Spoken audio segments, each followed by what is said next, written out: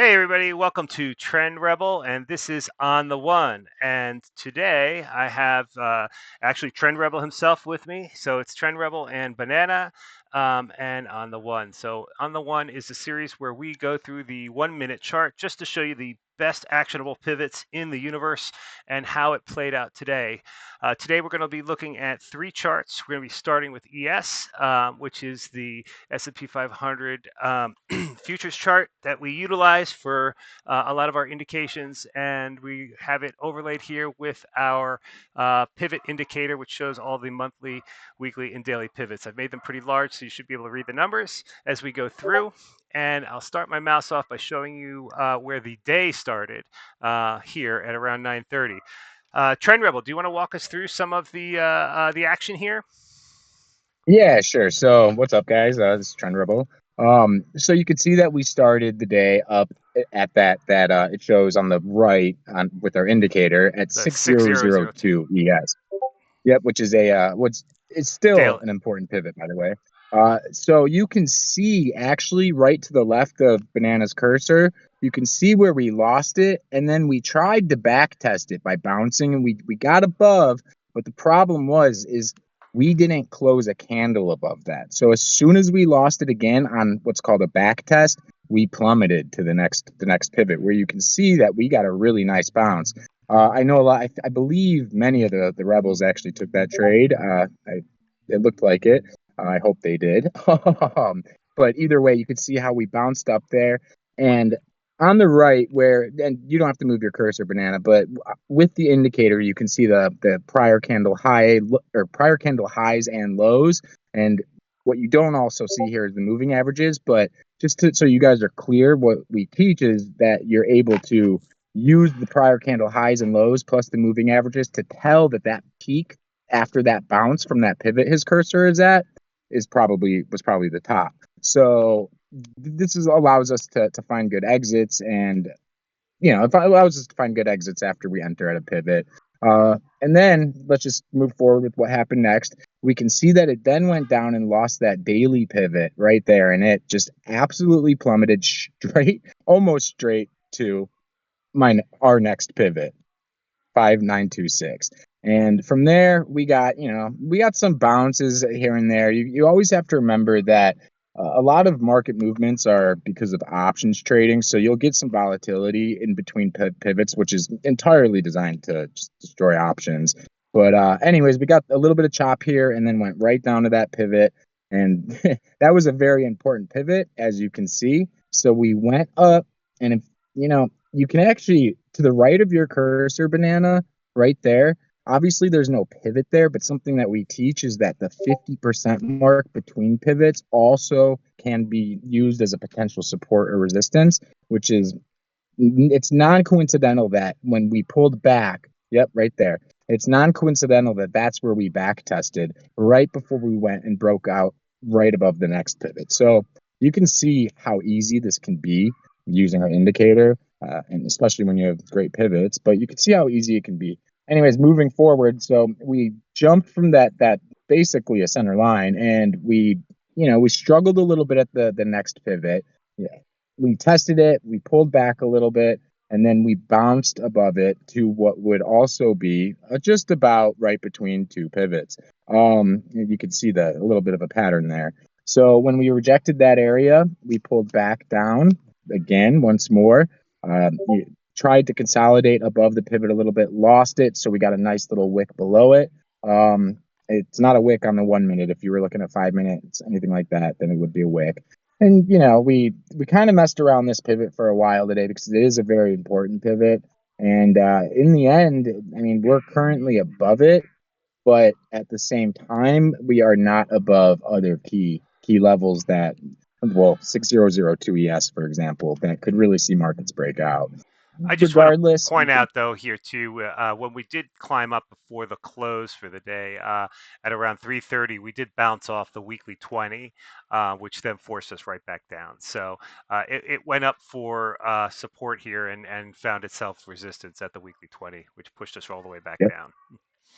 yep, always respect a rejection of a weekly 20 from below. Always. It's very important.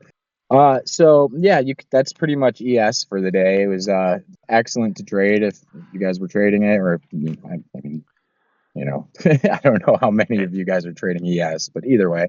Well, So I here's think everybody's SPY. looking at ES in comparison with SPY when we're going, and that's one of the reasons why we tout it so much, is so that we can spend the time to actually see what ES is doing as a parallel to SPY, and using ES, VIX, and SPY together, we get a much deeper look, Exactly. and we'll go through that again in another class when we get a Yep. chance to. But then, so I opened All up the right. SPY chart here, and you have a similar opening and play out.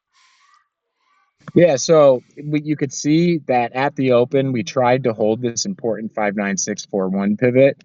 That was highlighted to the group early on in the day. I think before open. I'm not sure if it was before open, but either way, you could see that as soon as we lost it, we got a really nice move back. I had actually mentioned in the group that if we held 593, or if we took out 592.8, that I would look, which isn't a, oh, it is a pivot. Sorry, that if we bounced from there, we would get a really nice back test of 596, and that I would short it there. So you can see we plummeted from the daily pivot 596 in the first place. We got a back test of it that rejected, and it doesn't have to get exactly to it. There's Right actually a on this moving weekly average pivot there. too, on the 59473 weekly. There you go. Okay, sorry, I'm having a hard time seeing, but yeah. So we bounced from that weekly, and then we rejected what looks like the 30-minute 20, Yep. which is a moving average, and rejecting that 30-minute 20 sent us straight down. Got a really nice move. I had actually told the group that I was looking for 588.8 SPY, and that's exactly where we got to. We didn't bounce quite there, but we got that nice bounce right back above 592.8, and it was a failed breakout, so we got another move lower, and then we got close to that pivot, we held it, so then we tried to go back up, and we did get above the pivot after a little bit of effing around it a little bit, and then we ripped to the next daily pivot. As you can see, we had some back tests in between, but we got to that daily pivot, and that's where I mentioned that I would short SPY, and I would look for 592 on the short, which is exactly what happened. I mean, this is a 1 minute chart. I'm used to 5 or 30-minute charts, or even 4 hour charts for my trading, but just showing you guys an example here. I mean, this took place over maybe a 20 or 30-minute period, so that's an amazing 30-minute trade. And then what happened? We went straight back up to that key daily pivot. It was a great range to trade all day long. If you used a combination of my pivots with the moving averages and prior candle highs and lows, you would have done great. So Yeah, so you could just look at the inflection points here. We started here, so that from the 59641 pivot, we hit that pivot once, a three-quarter back test up to it, twice, three times over here.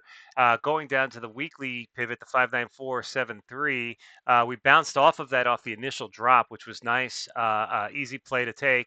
Then we had some consolidation here when we hit it here. So we hit this one about, I don't know, 8 times. Going down to the 59281 pivot, we had a nice reversal of everything here, or a back test here that was failed, and then and your secondary here, and then obviously once you the back test actually succeeded over this way, going back up towards the daily pivot. We had a nice run there as well. So we hit all these pivots, all four pivots in the day, and all of them were turning points. So they were all definitely key areas to be concerned. You had at least one, two, three, four actionable trades with these pivots for today on SPY. yeah, and that's at least four. If you I'm trying really to be boil it down, trying to be nice. yeah, yeah. No. Don't rush them. But so which one? What do we got next? Nvidia. Yeah, we're gonna take a look at Nvidia. Uh, And let me pop that on. Give that a second to load. And I think I gotta zoom in a little bit here.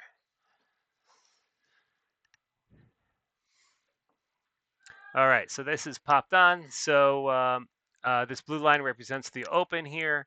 And then we had two pivots that we bounced between for the day. So I think we saw initial drop from Nvidia, which carried through from the overnight. And we try to recover with a back test to the daily pivot, the 130.05, which you can see over here.